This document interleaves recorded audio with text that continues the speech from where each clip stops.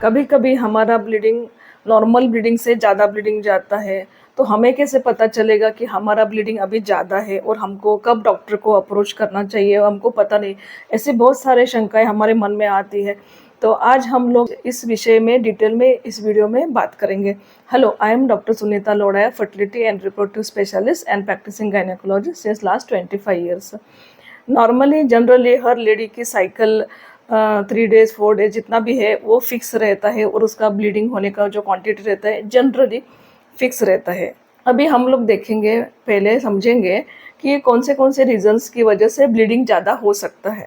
सबसे पहली बात, अगर हार्मोनल डिस्टर्बेंस है, हमारे शरीर में कुछ हार्मोनल डिस्टर्बेंस अगर हो गया हो तो उसकी वजह से भी ब्लीडिंग चाहे भी हो सकता है।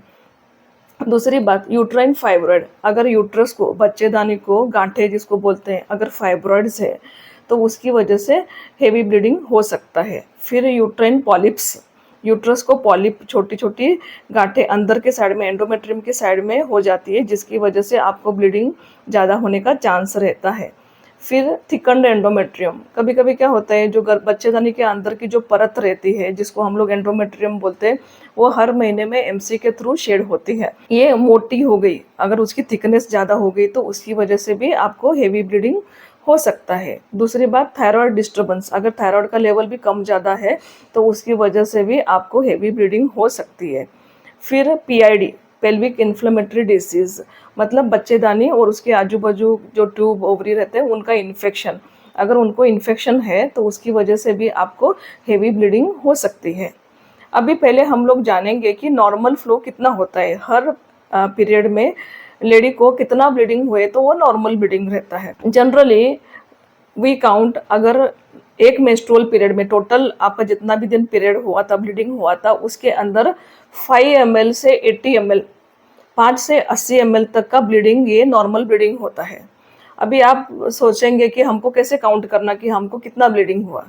अगर आप मेंस्ट्रुअल कप यूज़ करते हो तो आपका काउंट करना इजी हो जाता है, क्योंकि वो जो कप रहता है वो कप के अंदर मेजरमेंट रहता है, जिसके हिसाब से आपको पता चलेगा कि हमको कितना ब्लीडिंग हुआ है, वो आप फाइंड आउट कर सकते हैं।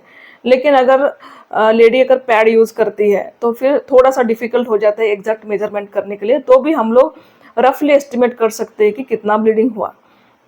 जनरली जो मार्केट में पैड अवेलेबल है जो लेडी यूज़ करती है, अगर वो पूरा सोक होता है, पूरा ब्लीडिंग से अगर सोक होता है तो वो उसका कैपेसिटी 5 ml जितना ब्लड होता है, मतलब एक पैड में 5 ml जितना ब्लड अब्जॉर्ब करने की कैपेसिटी रहती है। तो समझो, फॉर एग्जांपल, अगर कोई लेडी को एक दिन में वो 4 पैड चेंज करती है, ऐसा 4 दिन तक ब्लीडिंग होता है, इसका मतलब 4 4 जा 16, 16 इंटू 5, एक पैड में 5 ml ब्लीडिंग, मतलब 80 ml, टोटल 80 ml, मतलब उसका ये ब्लड फ्लो नॉर्मल है। लेकिन वही लेडी को अगर 4 से ज़्यादा पैड चेंज करने की अगर ज़रूरत पड़ी तो उसका मतलब उसके लिए वो हेवी ब्लीडिंग है। वैसे ही अगर कोई को 1 या 2 पैड एक दिन में चेंज करना पड़ता है, ऐसा अगर उसको 8 दिन तक भी ब्लीडिंग होती है तो वो भी उसके लिए नॉर्मल है। अगर उससे ज़्यादा, उसको 2 से ज़्यादा पैड चेंज करने की अगर ज़रूरत पड़ी तो फिर उसके लिए हेवी ब्लीडिंग है। तो इसलिए हर एक का अब कितना नंबर ऑफ पैड्स चेंज करते पर डे और कितने दिन तक ब्लीडिंग होता है उसके हिसाब से वो कैलकुलेट कर सकते हैं। कोई को 2 दिन ब्लीडिंग हो सकती है, कोई को 4 दिन हो सकती है, कोई को 8 दिन तक ब्लीडिंग जा सकती है, वो उसकी हेल्थ के ऊपर डिपेंड रहता है, लेकिन हम ऐसा कैलकुलेट कर सकते हैं। अगर इससे ज़्यादा ब्लीडिंग है तो इसका मतलब वो हेवी ब्लीडिंग है। और एक साइन है, अगर हेवी ब्लीडिंग अगर होता है तो वो ब्लीडिंग के साथ में आपको खून की गुठलियाँ, जिसको क्लॉट्स बोलते हैं, वो उसके साथ में पास होएगी पैड में। तो जनरली ये क्लॉट्स नहीं जाते हैं। अगर क्लॉट्स आपका जा रहा है इसका मतलब आपका ब्लीडिंग हेवी है। क्योंकि नॉर्मली क्या होता है, जब बच्चेदानी के अंदर ब्लड पीरियड के पहले बच्चेदानी के अंदर एंडोमेट्रियम में ब्लड आके जमा होता है।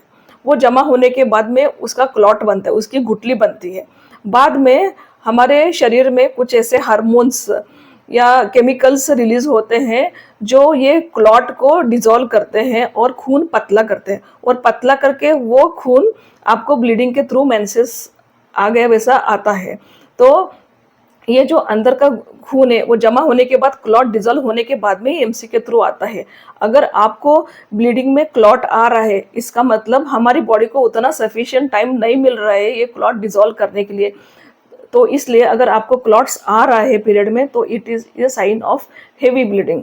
वो ब्लड अंदर कलेक्ट एक दिन होने के बाद में बाहर आता है, इसलिए ये जो एमसी का ब्लड रहता है उसका कलर थोड़ा सा डार्किश कलर रहता है और उसमें थोड़ी सी हल्की सी स्मेल आ सकती है। फिर दूसरी बात, बहुत बार हम लोग क्या सोचते हैं, ये जो पीरियड में एमसी का ब्लीडिंग अगर अपने को ज्यादा हुआ तो ये अच्छी बात है, हमारे शरीर का गंदा खून बाहर निकल गया।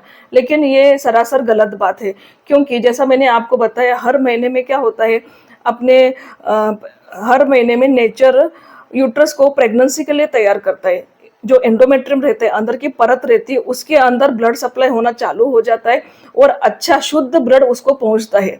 वो महीने में अगर प्रेगनेंसी हुई तो वो कंटिन्यू होती है, अगर प्रेगनेंसी नहीं हुई तो ये जो endometrium along with the blood menses के थ्रू शेड होता है। तो इसका मतलब ये खून अच्छा ही खून रहता है जो आपको मेंसेस के थ्रू बाहर आता है। तो ये गलत फहमी है कि ये गंदा खून होता है। इसलिए अगर आपको नॉर्मल ब्लड फ्लो से अगर ज़्यादा खून जा रहा है तो आपको डॉक्टर को कंसल्ट करना चाहिए। जाने के बाद में डॉक्टर आपकी डिटेल में हिस्ट्री लेंगे और बाद में इन्वेस्टिगेशन करेंगे, ब्लड टेस्ट कर सकते हैं हार्मोन डिस्टर्बेंस के लिए, ब्लड टेस्ट करके चेक करेंगे। फिर आपकी सोनोग्राफी करेंगे, कहीं आपको फाइब्रॉइड पॉलिप वगैरह तो नहीं है तो आपको सोनोग्राफी भी कर सकते हैं। उसके हिसाब से आपको वो दवा गोली दे सकते हैं, हार्मोन की ट्रीटमेंट दे सकते हैं। तो आज हमने इस वीडियो में देखा कि हमें कैसे पता चलेगा कि हमारा ब्लीडिंग ज़्यादा है और हमको डॉक्टर के पास कब अप्रोच करना चाहिए। ऐसे ही हम लोग गायनेक रिलेटेड प्रेगनेंसी और इनफर्टिलिटी के वीडियो रेगुलरली अपलोड करते रहेंगे, आप इनको ज़रूर देखिए। आपको कोई डाउट है तो हमें आप ईमेल कर सकते हैं या कमेंट सेक्शन में लिख सकते हैं। Thank you.